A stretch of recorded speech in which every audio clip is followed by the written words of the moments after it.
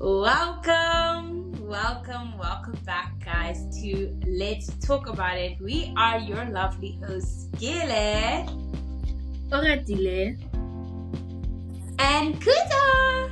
This podcast is basically three girls talking through life, thoughts, faith, memories, and all the weird ideas we think about at 2 a.m.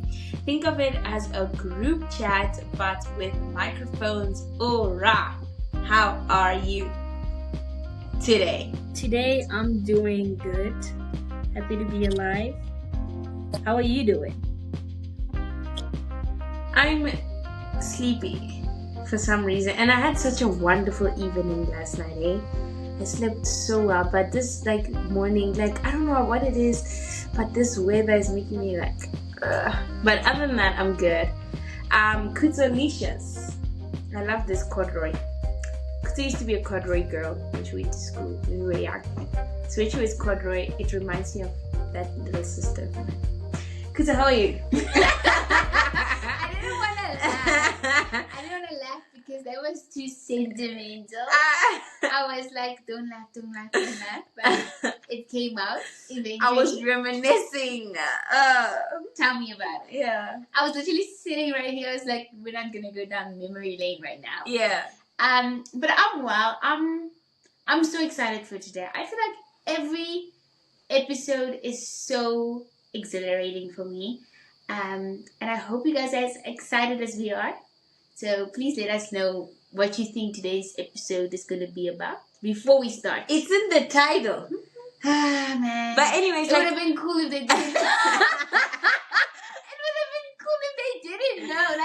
Imagine if they had to guess or something. Okay. Anyways. Oratile, you cannot laugh at me, okay? I didn't know they know before we know, okay? I feel like it's in the title. It makes me laugh. Bruh. And people do this in their YouTube videos as well. They'll be like, just guess what today's video is about. And I'm like, I don't know what I did today. I just clicked the I know what it is. Should I have not read the title before? No, I feel like wait. Let me just remember. Okay, this episode is actually the first episode my dad is listening to. So welcome, Dad. He said he's gonna start listening from episode 10, and it's today.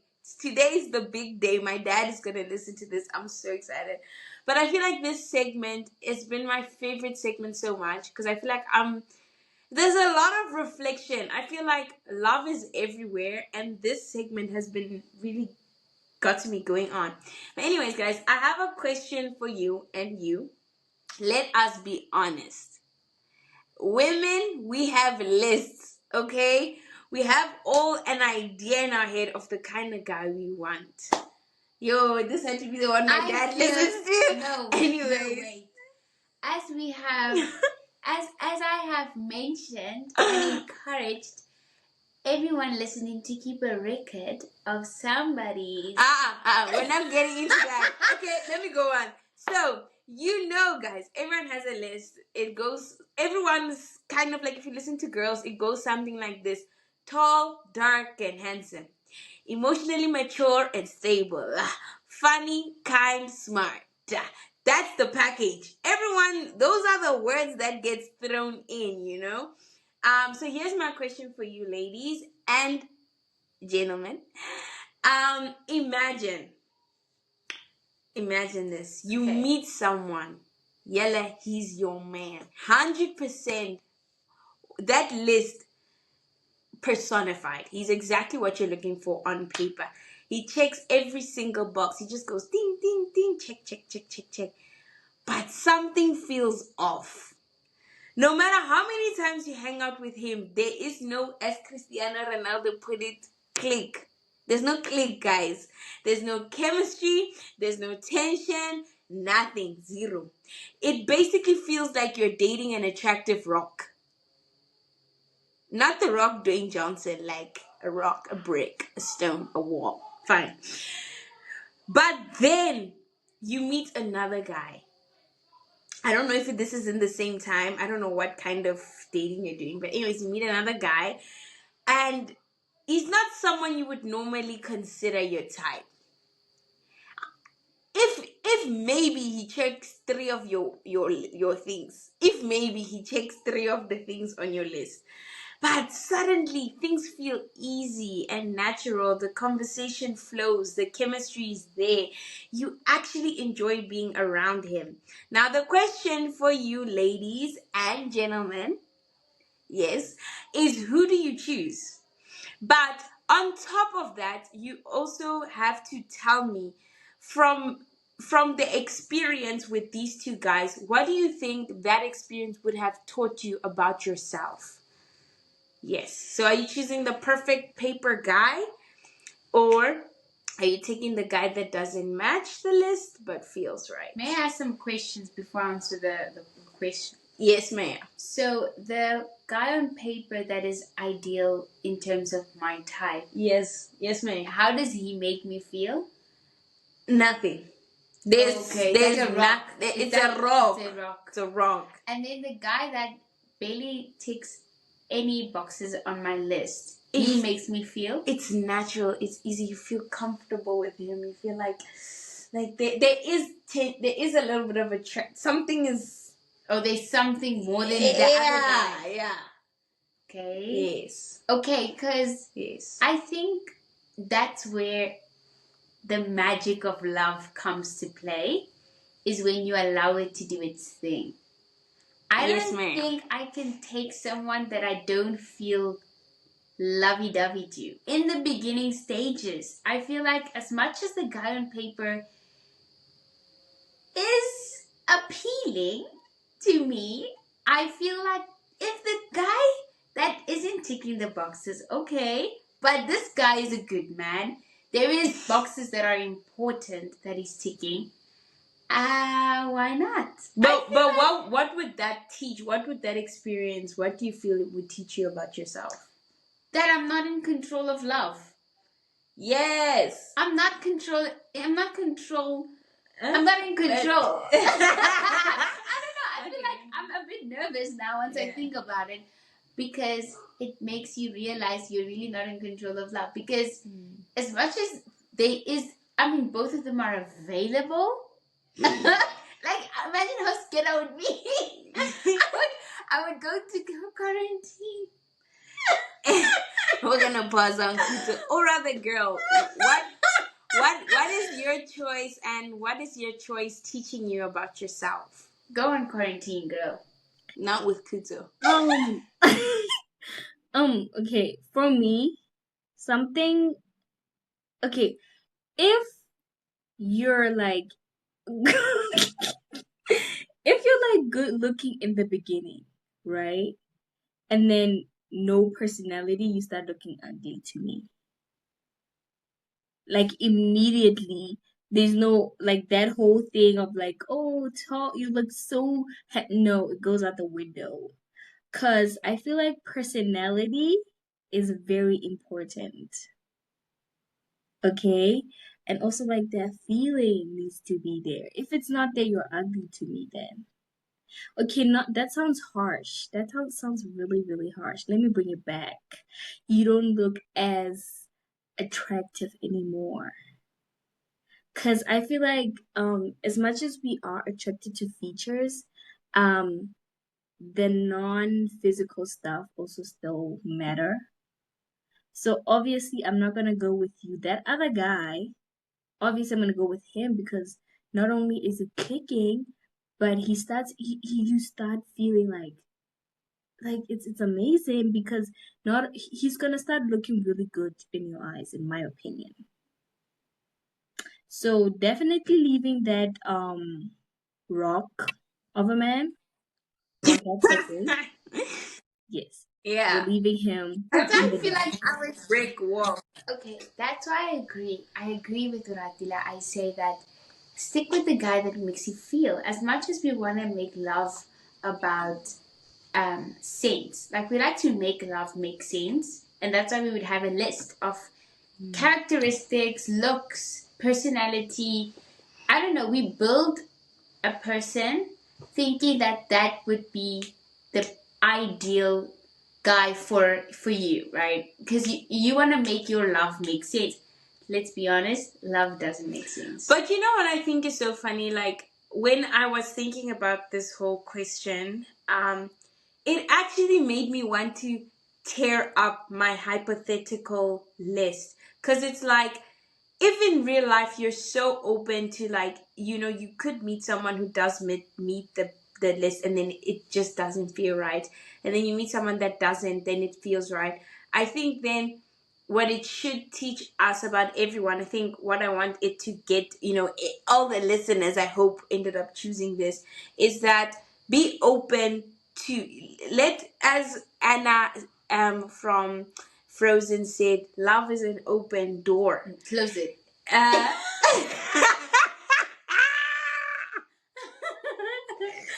I'm kidding. I'm kidding. I mean, Anna is one of the worst. No, like, I want she got engaged. You know what? Like, And the guy she said love is an open door too. Let's try another one. Let's try another one. Okay. Listen to what I'm saying. I'm saying be open to the possibility that the person you're talking to maybe does not look the part, but maybe is the part. Like, just be open. Open. As that no. I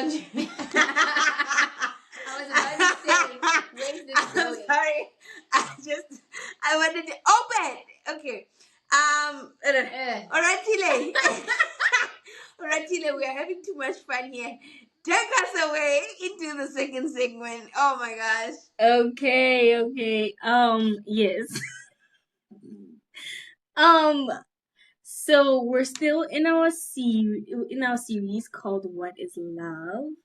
And the series is all about love in all its forms: romantic love, friendship love, family love, confusing love, the kind of love that makes perfect sense, and the kind that makes you sit there at 2 a.m. overthinking everything. So today's topic is love, fantasy versus reality. Because a lot of us grow up with a very specific idea about what love is supposed to look like. So movies show us one version, social media show us another, and fairy tales show us a whole nother. Like Gila was talking about, love is an open door. We shall not revisit that because we all know how that ended. Yes. But real love in real The life. shade is real. Okay, but real The love. shade is real. Honestly. I wanted to use a metaphor. People are turning against me. Like, really, you guys are it's the what it geniuses says of this over thing. here. It's what I it really, says. like, That's all it means. What it says. yeah, it's fine. Um, Hey, whatever. but real love in real life often looks different. So, is what we're gonna be talking about today. Go ahead, Kuzo. Yes. When I be editing these stuff, the amount of times every single episode there's a lot of yay, woo, ha, like, what is going on there? But anyways, It's the pure it's the pure excitement coming through and out of us. right. Ma, are you guys ready for some questions? Lock in. So it's time to lock in. Okay. The fun, the crazy must be placed aside. So, where do you think most of our fantasies about love comes from? Movies, social media, or childhood ideas? I feel like it's a combination for the nation, because why I say that is that I'm sorry, what? I say that. Anyways, why I say that is, like, when you are young, we all had a bag with Cinderella, Jasmine, Ariel, Sleeping Beauty. Not all of us Tan- went to school. Like, can you just log into the idea? The idea. Like, some of you guys are dropouts, but like, get in line. That, like, she said. You know what? She literally said all of us had bags with Cinderella. I'm like, but not No, everyone okay, was- fine. Okay, Like, Disney. guys, wait. Disney. How about Disney makes all these movies. No, can we restart? We're gonna be sued. Wait, okay. Guys, please don't sue us. No, so I'm going into it. Okay. Disney, Pixar, and Sony makes up all these stories, and even Marvel. You know, like, since you're a little kid, whether you're a boy or a girl, the boys want to be princes who will save princesses. The girls want to be princesses who will be saved by princes. Everyone wants to be Cinderella. Everyone wants to be. You understand what I'm saying? Like, it's this story. Then you get into pre-teen, teenage, and you start watching High School Musical, Camp Rock, Cheetah Girls. You know, you watch all of that, and then there's a summer Descendants. There's a summer love, whatever going on there, and she falls in love with Trey Bolton. Okay, fine. Then from there, you grow up, you start watching, or if you were Oratile, you watch telenovelas. Fine. Then you go into The Notebook, Pride and Prejudice.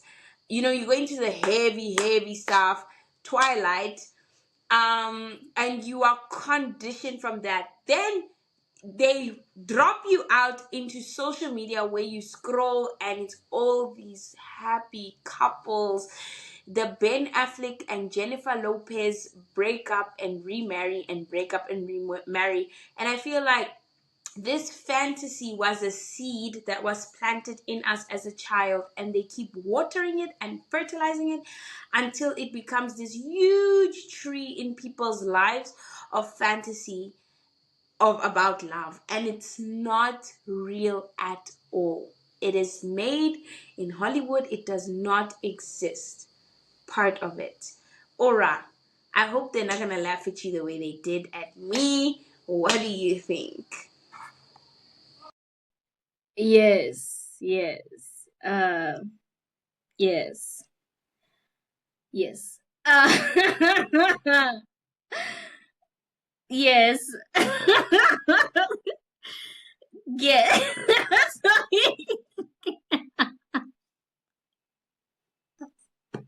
I'm so sorry. It does. The idea of love does come from the social medias, from movies, from series, basically from anything we consume. That's where the idea of the perfect love, or what love is supposed to look like, it comes from there. So yes. So, but then, would you say that a perfect list could help people find the right love for them? Because you mentioned how people consume a lot, right? And so, would having a perfect list maybe help you as an individual find the right kind of love for you? So I think we're talking expectations when we're talking perfect list.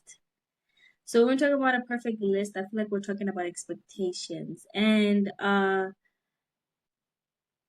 with expectations come the possibility of disappointments. So I would say a perfect list. I don't know if a perfect list can help you. Already in the word perfect, like in today's world, where have you seen something that's perfect? Let's think about that first. You have not seen anything that's perfect, right? So now you said to yourself, I'm going to write a perfect list.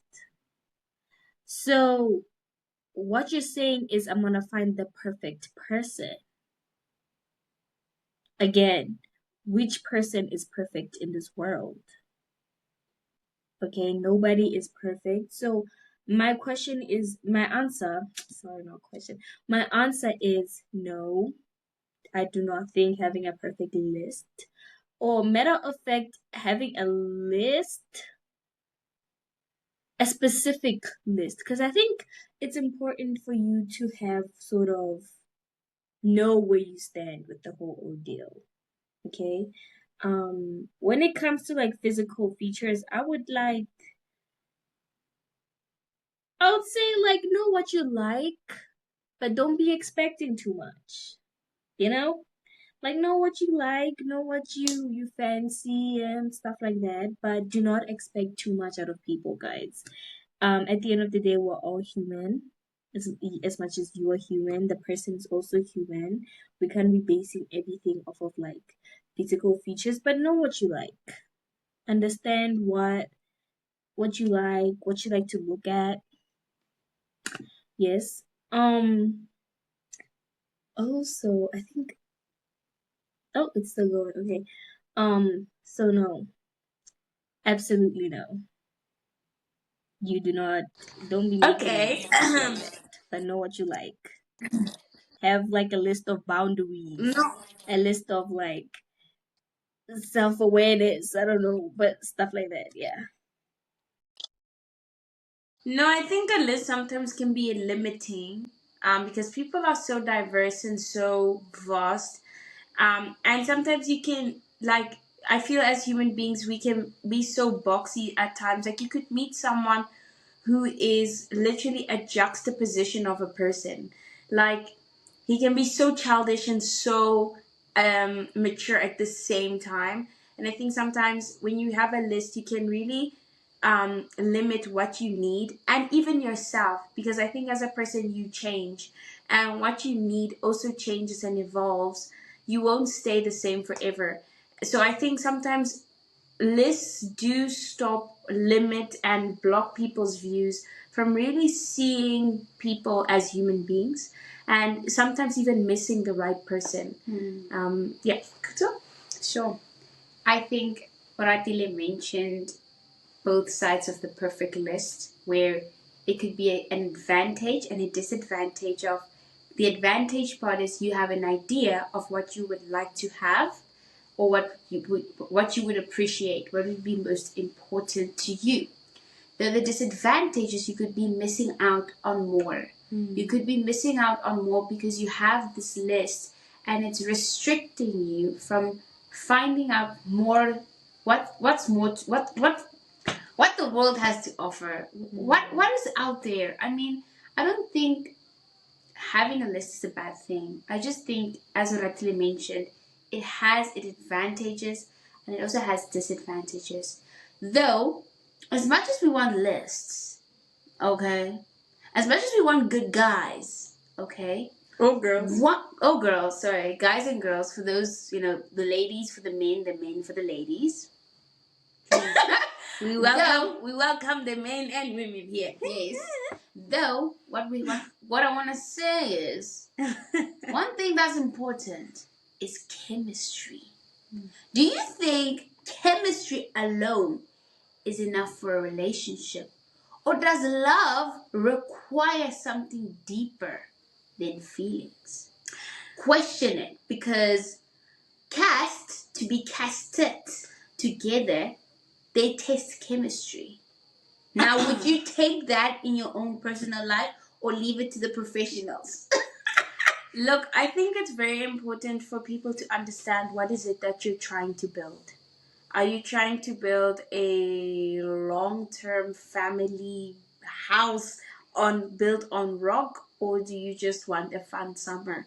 And I think that, depending on what, look, if someone who's building in a very humid weather condition versus someone who's building in a snowy condition versus someone who's building in the desert, those people have different conditions, and therefore their buildings have different needs. And so I think if you are thinking about building a long relationship, I don't think chemistry is enough for a relationship. I'm not going to just be like, oh, me, bruh, I can have chemistry with a rock. If you're charismatic, you can have it. It's funny, but it's true. I think that, I always look at like actors, ne? These people will meet each other one day and they have chemistry. You're like, because they do these things, chemistry reads, and it's like if they don't have chemistry with that person, they don't get the job. They will make chemistry, and it's like, why would you build your life off of something that will come with time? I feel that if you love requires way, way, way, way more deeper things than just chemistry. And I think honestly, I get so offended when people cancel out or cut out people out of their like in a relationship, or like someone who go on a date and it's like, he's a good guy and 1 2 3 4, but there was no chemistry. And it's like, you can't just cut, you can't do that. Some people need to warm up. You can't just say because there wasn't chemistry on the first date, now this person isn't good enough. No, give it time. Give it time. Because you said he's a good guy. You like everything about him, but you just didn't like chemistry. So that's my opinion. Oratile, what do you think? Oh my gosh, Kile. I started laughing. Not at you, but it's just like you were making an example about like weather and snow and conditions. And I swear I did not hear. Okay, let me say I didn't understand, okay? And I feel like you were making a good point, but I didn't understand what you meant on like the conditions thing. No, like what I meant was, I was saying that like it's very important in love to understand what is it that you want to build, what is the end result of why you're building this relationship with this person. And then I made an example to say that every single condition has different needs. Someone who's building in a snowy condition versus someone in the desert versus someone in the windy, they're building different structures because there's different needs. And if for me, what I was saying is, if my need is long term, so chemistry is not something I'm looking for. But if you're an actor who you need to have chemistry with this cast member, chemistry is the first thing on the list. It's a priority. So I think it's very important for people to know what is it that you need based off of what is it that you are building. I don't know if that makes sense. Yes, yes, yes, yes. Yeah. I think for me, okay, as much as love is not enough to sustain a long-term relationship, I think chemistry is also not enough to sustain a long-term relationship. I think it's also sort of like that ideology of butterflies. You know what I mean? So when you meet somebody and then we're in this butterfly stage, um honeymoon stage, right? Yes, honeymoon phase is the word. So you're living in a bubble, essentially, right? And this bubble can only sustain you for so long, like Gita was saying. Um, but what happens after? Is there a concrete where you guys can stand on for the relationship? Um, so absolutely not. Like I said, like love is built of, it's like a practice, like I was saying, it's a practice, it's an everyday effort, everyday build based off of like different elements. So if you're only basing a relationship off of like chemistry, what about when we're doing everyday things? Is chemistry gonna fix the argument? You know what I'm saying? Is chemistry gonna fix disagreements? Is chemistry gonna fix like stuff like that? So absolutely no. It shouldn't even be like something we think about as human beings.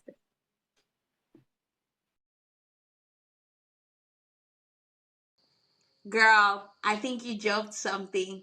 My jaw. Like when you said, is chemistry gonna fix? What did you say? Is chemistry gonna fix your arguments? Yo, I was like, yeah, actually, wow. Miss Kuto, that is a very hard. What is your opinion? And okay, wow. It's a wow. It's a wow. It's a wow. It's a wow. It's a wow. Because I don't think you can comment on that. You No. can just reflect. You know what I mean? Or you can move on. This is a reflecting corner. You know, realization type of a comment. Hmm? But do you think, Oradile, it's fair to have a list on a person in terms of what you deserve? Like, a person has to be what? Mm-mm. His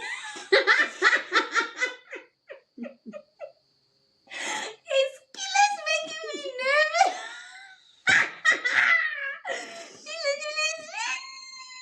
It's a no. No, cut the show. Cut it. It's a no for me. Thank you guys for listening today.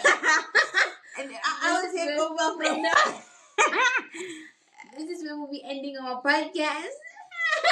Okay, let me lock it. You see how flabbergasted I am from what Oratile just said.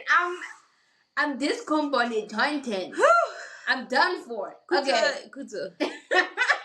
Okay. Do you think it's fair to have a list on what a person has to be to deserve your love? Whew, that's hefty. Let Urandile answer this because she was let Ura start, because then like I can just put a little salt on whatever she's already said. I feel pressure. But anyways, is it fair to have a list on things that you deserve? You know what? Things that you deserve, guys. First of all, no, the question is it fair? I hear to that, but have I'm a trying to list like highlight on the deserve what a part. person has to be to deserve your love. Yeah, that's what I'm saying. We're touching on the deserving part. Because if we were just if we were talking about like just fairness with like a list with like somebody you could potentially be in a relationship with, that's a whole different conversation. Now we're talking about deserving your love. That's a big thing, guys. People who deserve your love are people who respect you, first of all. I feel that should be like basis. But also, you could be disrespected and you still love the person. Still another confusing thing. We live in a confusing community. But do I think it's fair to have a list? You know what? Especially when we're approaching a lot of relationships outside the what do they call, like standard relationships. These standard relationship I'm referring to like family. You know, so when you're approaching something outside of like family, it's important for you to not have a list but have standards, have boundaries, you know, because you can't just be handing out your love like money or like Oprah, you know. You get my love, you get my love, everybody gets my love. I'm sorry. Especially if we're gonna talk about something that is sustainable for a very long time, you can't just be handing it out. Maybe your affection, you could give that. You know, like your time, fine. They stole your time. You understand it's time to leave at some points, but my thing is, you can't just be handing it out like that. So, do I think it's fair to have a list? I think it's fair to have a list of boundaries. Back again to that. Yeah. Deserving love is a deep I thing. think this one is a hard. It's a hard one, because it's like that, the whole fair and deserve. It's like, I don't think it's fair to have a list. I think, like, sometimes I will think about like turning the tables to be like, I wonder if I fit someone's list sometimes, because it's like not out of like bad, but like I sometimes wonder if I fit someone's list because I have so many things that I like touch on, and I'm so different that it's like I might fit someone's list if this is the only thing they want. That part of me, they could get that, but this part of me is also still part of me, and I think it's not fair to have a list. But for someone to deserve your love, that is like that's really intense. Cause I feel like half of me is like, no, it's not bad. You can have standards for what you feel like is the standard before someone can get your love. But I also feel like at stages it's like, yeah, I agree with Ratile. I just thought about it and I hear her perspective. I think if you break the question down to pieces, you can address one thing at a time because together is hard. First, do you think it's fair to have a list on what a person has to be to deserve your love? Is it fair? It is not fair. That's the truth. It's not fair. Does it happen? It does. Do people have lists? Do people set invisible lists of the things they would like their significant other to be or to have? We do. We do that. Is that fair? It isn't.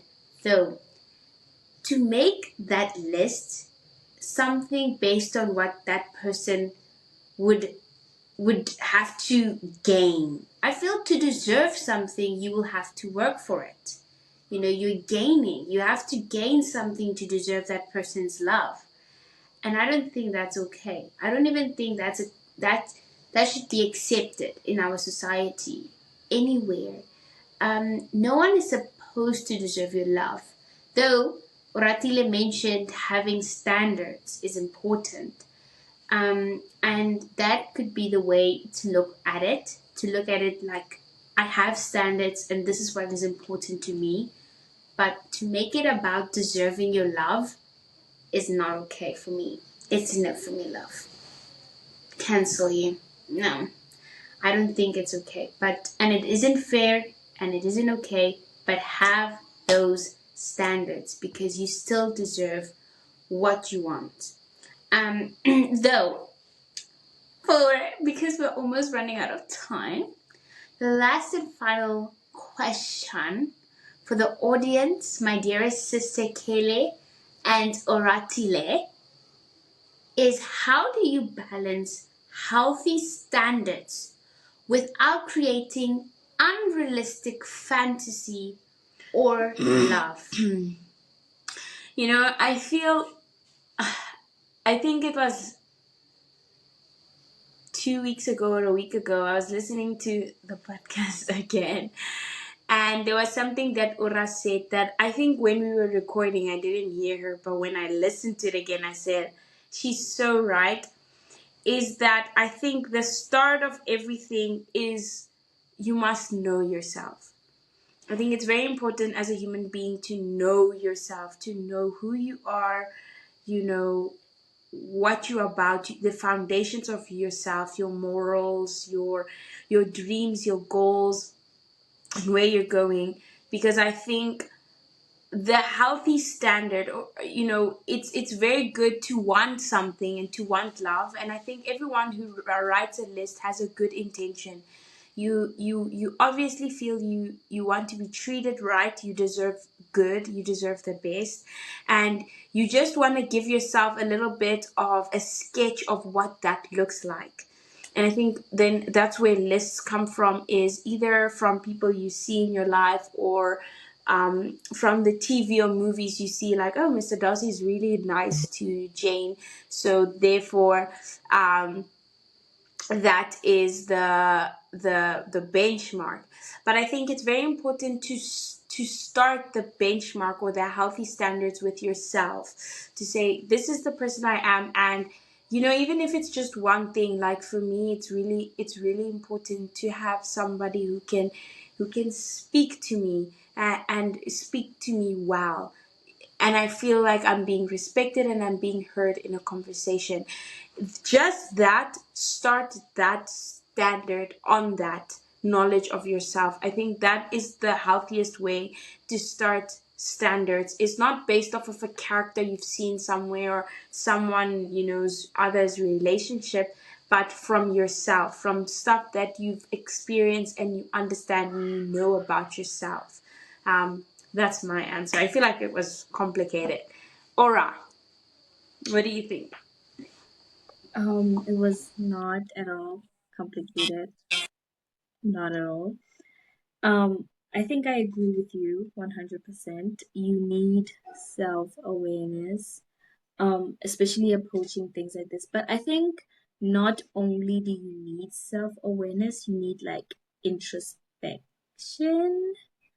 You need to be able to analyze things, because I think we get to points where we feel like we think that we want this type of thing.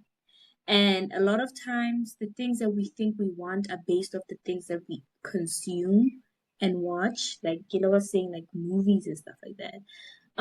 When you're watching, say, what can I say? Like she was making an example of Pride and Prejudice. You're watching that and you start thinking maybe that's something that I want as well. So you might be thinking, oh, I'm being self-aware. You're thinking, oh, I'm really I feel that way, and it's okay. Most of the times we do. A lot of us do that, but you need to be able to analyze. You need to be able to question. You need to be able to sit down and like really think about it. Do not just be taking things like base level. Not everything is just like that. It's always deeper. There's always gonna be deeper things.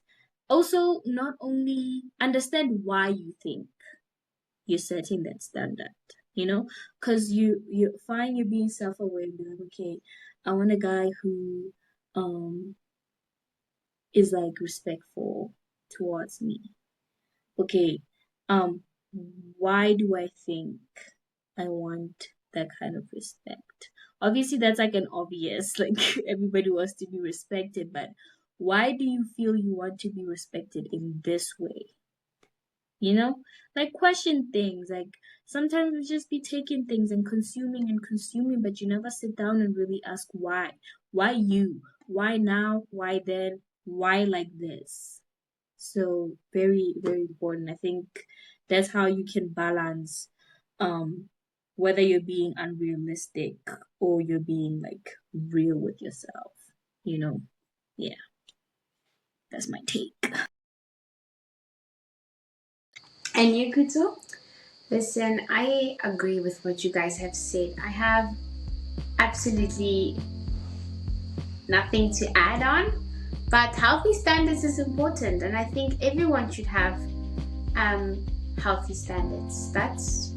I feel like that's all I have to say. Well, guys, that is also unfortunately all the time that we have today. Thank you so much, everyone, for listening. Next week is a special episode because it is the final episode of this series. I'm so sad to close it, but I know that we've really gone deep into it. And anyways, but please, guys, don't forget to like, comment. Guys, we love your guys' comments to hear what you guys say. But like, subscribe, share, comment, and yeah, it's been amazing, guys. Thank you so much for tuning in to another episode of Let Us Talk About It. Until next time, this is us. Bye.